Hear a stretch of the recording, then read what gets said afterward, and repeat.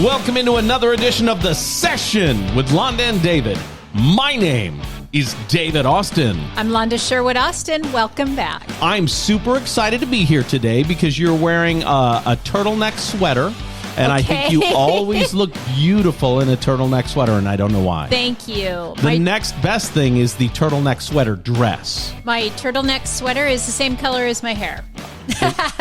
Hilarious. There are some lowlights that are that color. Yes. Lowlights, we're calling them now. This is going to be a great big episode. Okay. Because we have a lot of stuff to talk about. It's the Halloween edition, except we're not going to get super spooky here on the program. No. Not super spooky. I refuse. We have a lot to get to, but let's start off with news. President Biden announces a new executive order regulating artificial intelligence. Listen to this, Londa. In the first of its kind order, the Biden administration has tasked developers to share AI safety test results with the government, to develop standards to make AI safe, secure, and trustworthy, to protect against AI being used to engineer biological materials, and to protect Americans from AI-related fraud. The White House says it's an effort to ensure America leads the way in seizing the promise and managing the risks of artificial intelligence. They only have your best interest at heart. We're from the government and we're here to help. That's right. The search for a Maine man who walked into two establishments last week with an assault rifle, opening fire and killing 18 and injuring 13 others, is found dead. That man was found dead on Friday. Robert Card was found dead of an apparent self-inflicted gunshot wound just before 8 o'clock Friday night. Card had been sought since Wednesday of last week when he opened fire in the nearby businesses. A bulletin released nationwide shortly after the incident stated that Card had recently been temporarily committed to a mental health facility for reporting that he'd heard voices in his head telling him to shoot up a nearby military base. Who doesn't? Yeah. He tried to buy a silencer shortly before this happened and was turned away. I'd like to buy a silencer for my brain. Yeah. That's not fun stuff. Beloved but troubled Friends star Matthew Perry has died at the age of 54, probably best known for playing Chandler Bing. Perry was also known for decades of struggles with drugs and alcohol, which he discussed very openly in his memoir. Despite published reports that Perry was found unresponsive in his hot tub after having played pickleball for a couple of hours last week, investigators say it will take quite some time to determine Perry's exact cause of death. Oh, and which means toxicology takes a while to come back. Sure, yeah. And you'll want a full autopsy because he's had some real health struggles over the last several years. Yeah, very sad. Yeah, very sad. On a lighter note, or should I say a heavier note, this is a lighter story, but it's funny. A Canadian couple happily returns home from the hospital with a newborn weighing over 14 pounds. I figured you'd appreciate this story. That's a big-ass baby, let me tell you. Brittany and Chance Ayers say they were as surprised as everybody else that the baby born via C-section was that big. The baby was born at Cambridge Memorial Hospital in Ontario. It's the fifth child born into the family. And I wonder if having multiple children ups your chances of having a heavy baby, and you may know a little bit about that. I don't know statistically across the board. I'll tell you my own story if you're interested. I'm interested. That's why I brought it up. So I've had 7 live births. Okay. Mm-hmm. They were, let me see if I can remember all of them. 7 3 3/4 pounds. 7 pounds 3 ounces. Right on the money. 7 pounds even. Then we took a little jump. 8 9. Okay. 8 12. 8 13. And we went out with a whopping 10 7 on the last one. It sounds to me like maybe babies do get bigger the more babies you have. And I wonder if it has to do with how your body responds to pregnancy. Did you get bigger subsequently? Seriously. Well, I mean, no. I gained are we talking about how much weight I gained? Yeah. 70 pounds with the first one. Okay. like 45, between 45 and 55, somewhere in there with the second one. I only gained 20 pounds with the third one because I had active gallstones and had to really watch my diet. And then 45 to 55 with each subsequent one. I think that last one I did gain about a good 60 pounds. So I gained, let me give you a little backstory here. I've struggled with some eating disorders my whole life, right? Okay. And so I think that being pregnant gave me permission to eat for the first time in my life. You know what I'm saying? I gotcha. Without feeling guilty, without feeling weird about it. Sure. So I think that's probably why I gained so much weight. Everybody is different. Mm-hmm. Whatever you gain or don't gain is okay for you. Mm-hmm. For me, it was a lot of weight to gain and it really hard to take off. Mm-hmm. And so I don't know if your babies get big. I think every person I know that's had lots of kids, more than 3. Okay. I think their babies have gotten bigger. I wonder time, if it has to do with I don't know. system efficiencies, right? Because as you have more kids, you get more used to it and the nutrients might flow easier. I don't know. I don't know. It's an interesting topic. Here's what I do know. 14 pounds is a big fucking baby. Yeah, and thank God that baby was born via C-section. And that's what's happening. I can't even imagine that. Mm-mm. Even the cesarean would be really difficult to deliver a baby that big. Sure. Via cesarean. It's a small incision. I think it's interesting that they talked about yank that thing out of there. You got a toddler. Right. Literally. 14-pound babies my 10.5-pound baby was big. Yeah.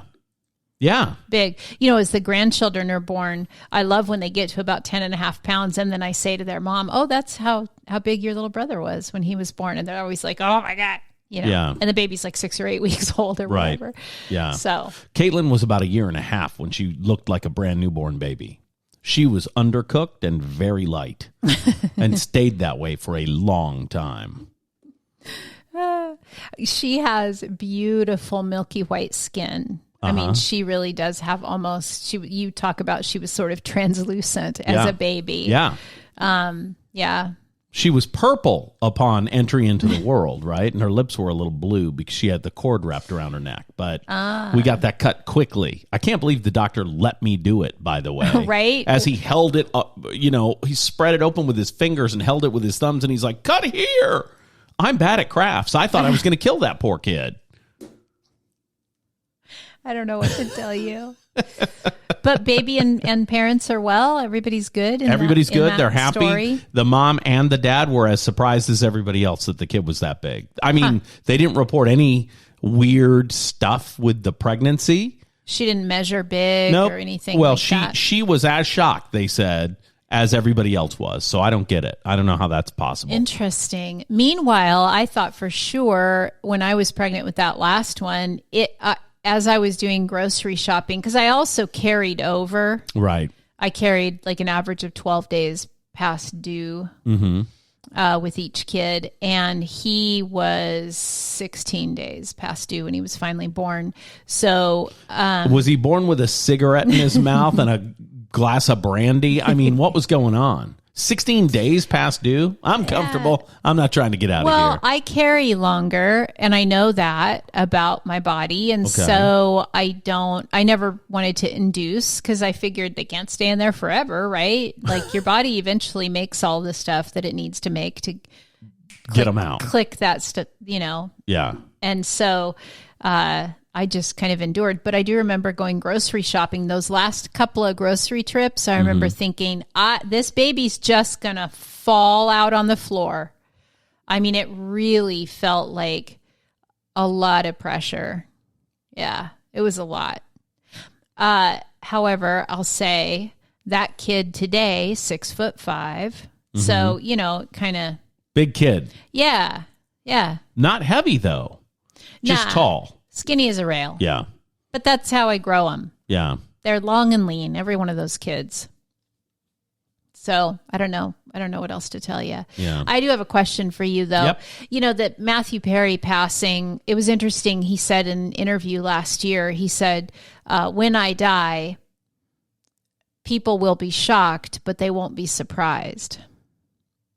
Interesting. Right? And then he kind of went on to talk about his kind of, less than healthy choices over his lifetime. Yeah. But I'm curious. Opioid addiction. That's what got him started. How do you feel about his passing? Because a lot of people have very strong emotions about it. I've seen on social media a lot of people, just people like you and me, sharing how it feels like the beginning of the end of an era for them in some ways. That's an interesting question. And I would say sociologically, people who die in your age group, it makes you face your mortality. Sure. You know what I mean? He was only a couple years older than us. Just a couple. And we saw him kind of grow up because he was doing stuff in the late 70s, early 80s on TV as a child actor and then grew into the role on Friends. So we saw that kid and his dad, the actor that he looks a lot alike, all through that time period. Okay. Right? In fact, when I got married the first time, we saw the movie Fools Rush In on our wedding day. So it felt like we were running parallel a lot, but then he took a sharp left turn that I could not relate to. So for me, it's not surprising, but yeah, somebody from my generation who was famous dying is definitely something you look at differently. But a bit sobering. But because he took such a far left turn, it's not relatable. I see. If it were someone who was still in the zeitgeist because they made healthier choices and because they were still professionally relevant, I think it would mean more, and I don't know why. Interesting. To you, and that's to okay. me, yeah. You have that. Yeah. We all loved his character on Friends. Yeah, I feel like, oh, he died, and he died very young, and such a not a, I think more a tragic life than a tragic death, and how addiction stole so much from him. That's right. And to me, that's the saddest part. I'm glad he got to write his book. Yep. Before he passed. Yep. I think that's a beautiful, beautiful thing. But I don't feel, super emotional about it. I think that's true for me too. And again, I didn't know him personally, so I might have different feelings if I'll tell you what, though, the day Dolly Parton dies, big deal for you. Don't call me. I will be an absolute wreck. But she would have lived a spectacular and long life. Yes, and right. I'll be a mess. Don't call me. I feel very I'll emotionally probably be with you that day. I feel very emotionally connected to her, right? Because my mom loved her. Sure. I grew up listening to her music, talking about her. My mom loved her always. I loved her always. My daughters love her. They we're now on that next generation. Well, Diana, my granddaughter, is named Diana Jolene. Right. And Jolene after Dolly Parton's Jolene. Right. And so her mama has a tattoo of Dolly Parton. That's right. And so for some reason, Dolly Parton's been like the constant thread, one of the happy threads through our lives, sure. Of several generations. I think we all feel it connected to my mom, right? So anyway, I was just curious how you felt about that. I would tell you this, the death of River Phoenix 20-something years ago, really? Much more impactful to me because I literally felt like I was growing up with that guy. Oh, interesting. And he died tragically at the Viper Room in Los Angeles. He didn't die in his hot tub at home. Right. You know what I mean? Those reports, you were talking to me about how do you drown in a hot tub. If you've ever stayed at a hotel that has a hot tub, they all have warnings about if the temperature is a certain amount, don't spend more than 15 minutes in the hot tub because it could lead to cardiac arrest. I wouldn't be at all surprised if we found out that's what did it. I wouldn't be at all surprised. Right. Because he was out reportedly playing pickleball for a couple hours before that and apparently just getting in the hot tub to unwind after a good outdoor activity. But because of his drug use over the years and because of the stress that put on his body, I mean, he had a colon problem that caused him to be an ostomy for about 9 months because of his opioid abuse years ago. And he talked about that in his book. That's the only reason I know about it, right? Because his body had been through so many hard things, I think that combination of exercise and heat could have easily been the culprit. Right. You know? Doing normal aggressive activity after what his body has been put through over the years, mix in the heat. I don't see any. Yeah, I see what you're saying. Had his assistant still been there and not gone out to run errands, yeah, he might have still died if it was a massive coronary event. Right. You know what I mean? Yeah. Now, it's all speculative. We don't know. We don't know anything about it. And it was Mr. Big. I'm telling you now, it was the Mr. Big thing. Exactly. He did the workout, and then he got in the shower, and then he had a heart attack, and then Carrie came home and found him and stood there like a dummy looking at him. Instead of calling. For way too long. Yeah. But right. I mean, and that's a reference to Sex and the City. So in case you didn't know. Whatever the case, it's very sad, a very sad loss. And loss is very sad no matter what. Right. That's the thing. And grief is a weird, weird thing. It hits you very oddly at different times. There might be people who don't care anything at all about the actor Matthew Perry, but hearing about his death will trigger their own personal grief about a previous loss. Yeah. You know what I mean? Grief is just one of those weird things that I don't get it. I don't understand it. It hits at weird times. I still just every once in a while just lose it thinking about my mom or my dad, and they've been gone a long time. Yeah. It's hard for me to understand how to grieve, really. When my mom died, it was like that part of my life was just put on pause. I didn't have any kind of real emotional reaction for like 6 months. So it's, yeah. But then you had an event that kind of triggered an emotional reaction. You watched Saturday Night Live, the premiere of Saturday Night Live, the new season, and that was something you'd always done with your mom. First time in my life that I hadn't seen the season premiere with my mom. And then it hit. That's right. Yeah, it's just weird. So, if you're listening and you've suffered loss, and who among us hasn't, right? I'll tell you this: you get to grieve however you grieve. That's right. And if the way you grieve is you put your head down and you go to work, that's okay. Well, I remember listening to an interview of Joan Rivers, and she said, a lot of people criticized me for going right back on the road and going right back to work when my husband died. Do you remember that? I do remember that. And she said, that's how I grieved. That's how I handled it. And by the way, I had to pay bills and kids to take care of. Right. So yeah, I remember. Edgar. Weird that I remember that. Edgar was his name, I think. And then she died having a plastic surgery procedure. That's exactly right. An elective procedure. That's, you don't expect stuff like that. You know what I mean? You sure don't. You don't. That's why I don't want any elective procedures. No, maybe one or two. You don't need anything. You're perfect just the way you are. Whatever the case. I think the moral of the story is he had a very interesting life. He went through some very hard times, and, that life has now ended. Yeah. And it's always sad to hear about someone young who dies. You know what I mean? But is it a surprise? Well, that's what he said exactly. He said people will be shocked, but they will not be surprised. Right. No children? Not that I know of. Was he ever married? I don't think so. I don't think so. Interesting. Yeah. I saw an article from Gwyneth Paltrow saying that I don't care. She kissed him on one magical summer night. And, all kinds of stars are coming out and talking about the good times with Matthew Perry. Sure. Okay. Very few are coming out and talking about the very bad times. Yeah. And I think that's good.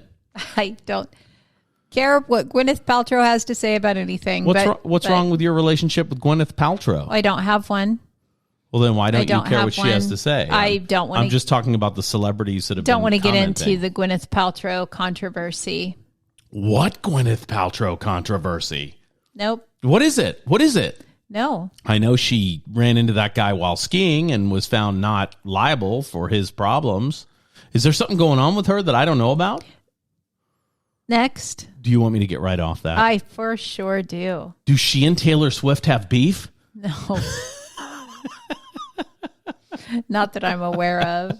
That's funny. Yes. Okay, this is the Halloween episode of our program. Oh, yeah. You said and that. we said it's not going to be spooky, but we went to a Halloween party this week, and it was awesome. Yeah, we did.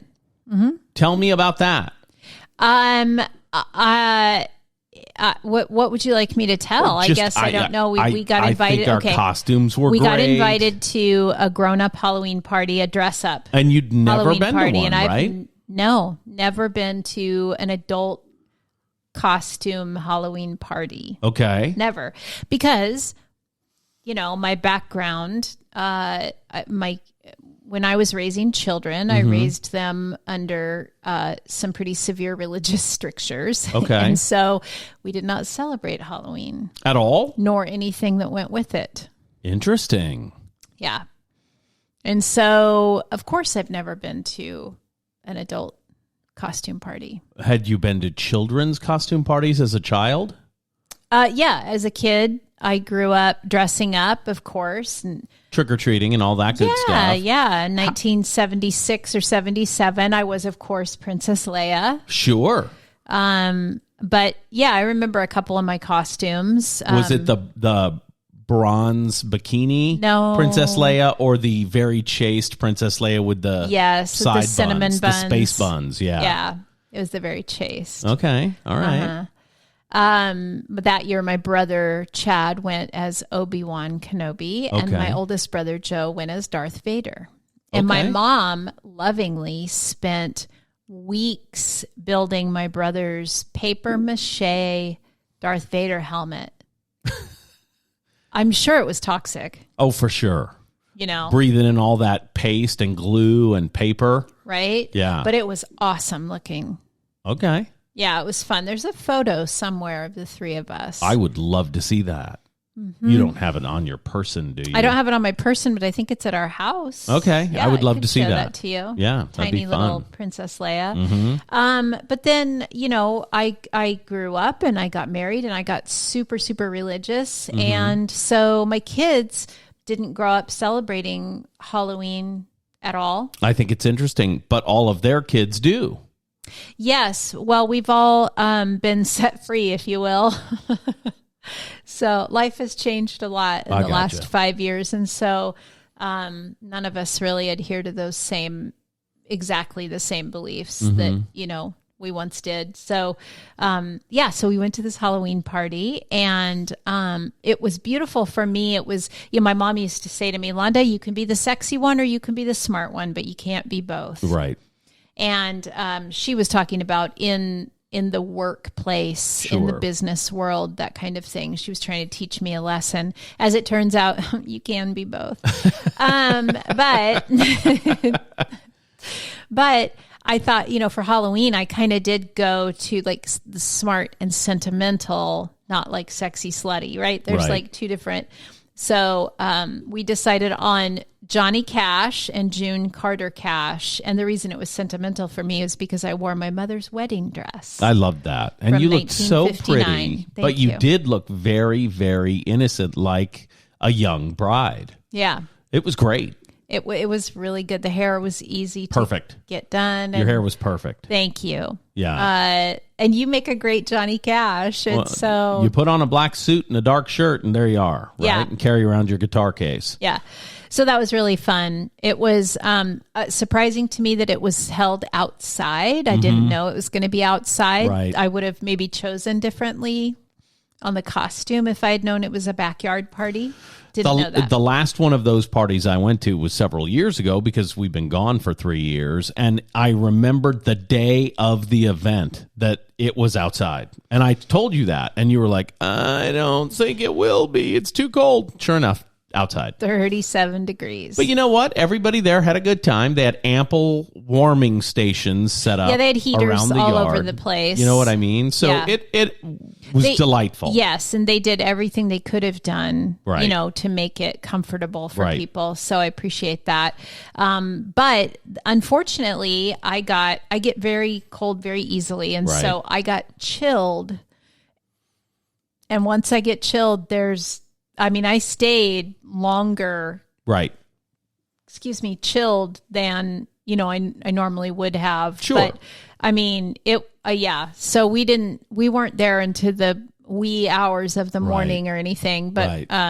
it was about 2.5 hours, I Yeah. guess. We And stayed I gotta had tell a you, beautiful time. being at a party for 2.5 hours for me is like, that's like a record. Oh yeah. Yeah. I can do a night of going to like 4 parties and spending half an hour at each I one. gotcha. Right. But yeah, 2.5 hours in one spot. It was a great event, and that's why I was able to stay so long. Yeah. Because for me, I get something in my head, and I got to get moving. Right.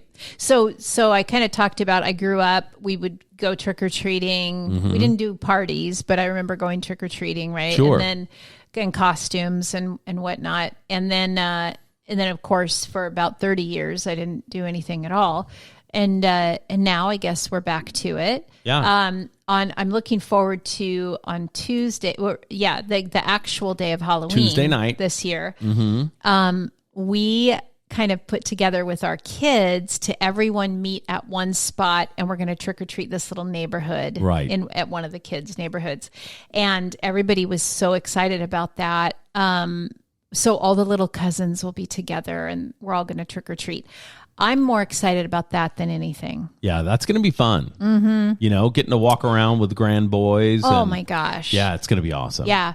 We, our first Halloween together, you got to trick or treat with one of our favorite little boys, Jack. That's right.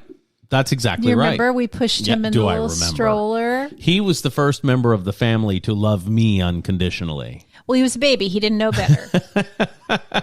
He didn't understand your jokes. But so he looked at me longingly and was like a puddle in my arms. Yep, and that was great. Loved to fall asleep on you and whatnot. But yeah, so tell me about how you, what's your Halloween experiences? Because you've kind of always done the costumes and the parties and the whatnot. Oh, yeah? Well, yeah. In my last marriage, we hosted a Halloween party every year. An adult Halloween party. And so it's very different than my background. Much more relaxing to go to someone's Halloween party than to put it on. Well, yeah. Because those parties literally were 5 hours long. And so I was working. I'd clock in the afternoon, getting ready for it. And then I'd be working the room for 4 hours. Right. And you're the last one there because you live in the house. You know what I mean? Yeah. So, yeah, much nicer to go to a friend's outdoor Halloween party than to be the host. I've never done an outdoor Halloween party, though, that I've hosted. It's always been indoors. What was your favorite costume over the years? I think my favorite one was Hugh Hefner. You just showed me a photo of that. And that was pretty awesome. It was super easy because literally I had a robe that looked like a smoking jacket and a pipe and red velvet pajama pants on, and that was my outfit. That's the whole thing. Some slippers, maybe? Yep, slippers. There were slippers. It was great. Awesome. What a fun night that was. Yeah. Yeah. That's good. That was fun. I've done Luke Skywalker as an adult. I've done a heavy metal lead singer. Oh my gosh. That was a good one. I've seen a picture of you as a cowboy. I've done the cowboy. I've done the pirate. Okay. I've done them all. I've done everything. I've been Clark Kent with my little Superman shirt underneath. I've done all of those. Okay. Yeah. I saw some pretty creative costumes, I got to tell you, mostly online. Of course, we saw people, and that was fun to see different people. We saw there was salt and pepper, tequila. Oh, I saw one that was like a group of 3 people, like 3 best friends, and it was tequila, lime, and salt. Okay. That was creative.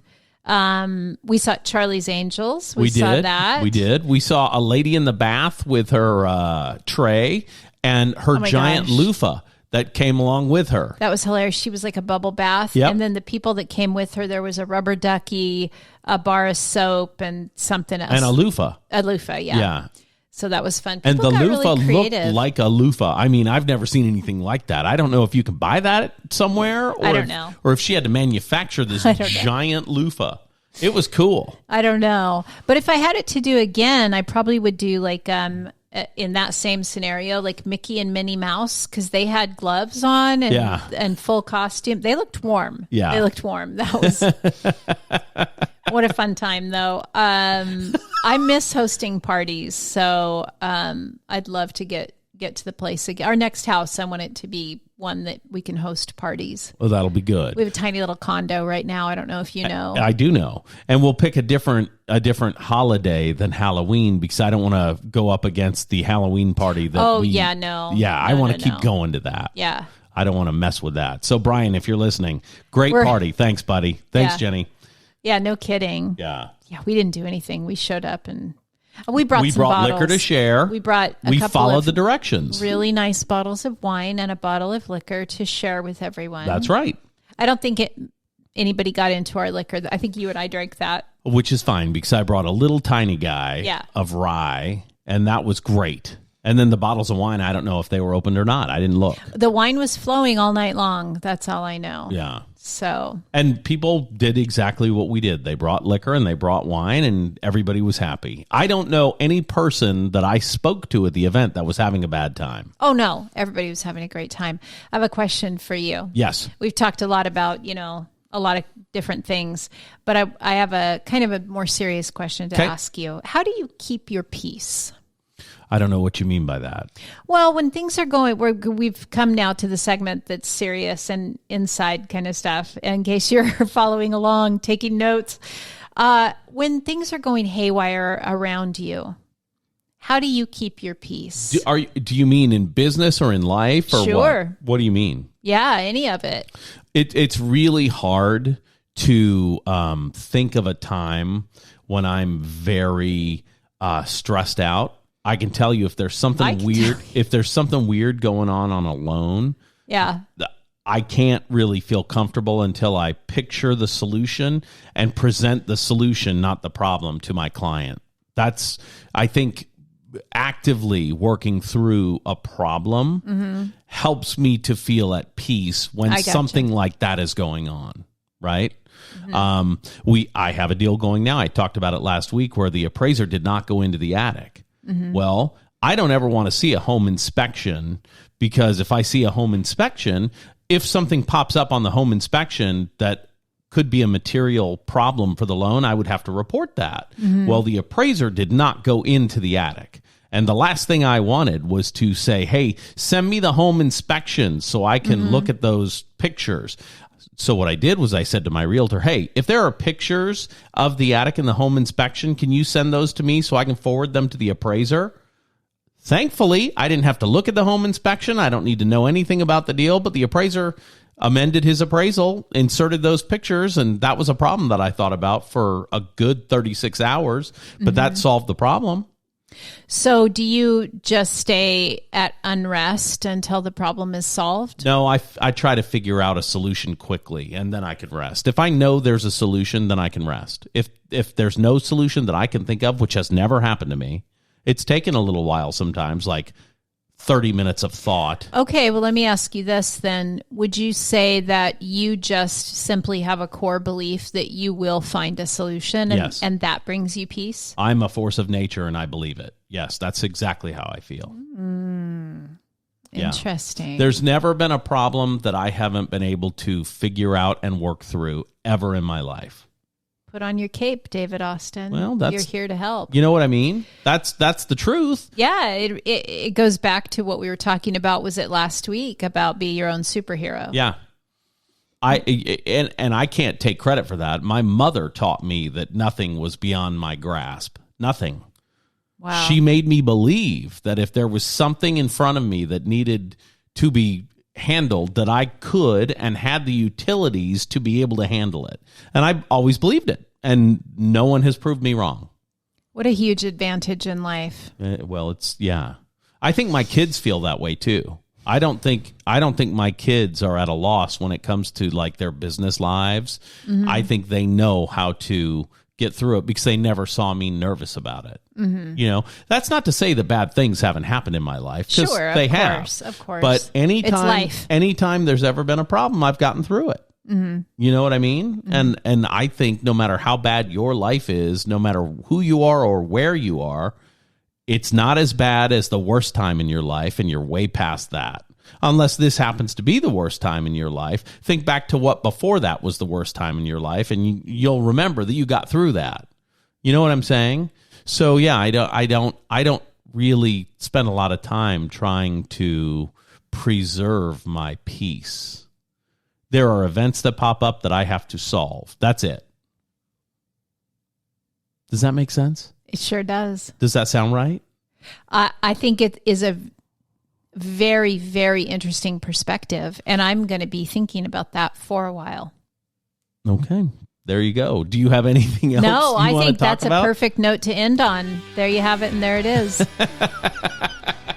I love that you just stole my line. There you have it, and there it is. This has been another edition of The Session with Londa and David. My name's David Austin. I'm Londa Sherwood Austin. And we are going to be right back here with you again next week. Listen, if there's a topic that you want us to cover, email Londa@SherwoodAustin.com. That's Londa@SherwoodAustin.com. And if there's a news story that you're dying to hear or something you want us to cover. Yeah, something you need explained or a question you have. Come on, we want to hear from you. Send an email to David@SherwoodAustin.com. That's David@SherwoodAustin.com. And I'd be remiss if I didn't tell you, if you need a home loan, call 509-438-3125. That number again, 509-438-3125. Anything else to add? That Londa@SherwoodAustin.com will get you to me too if you need a house for that home loan. There you go. See you again next week.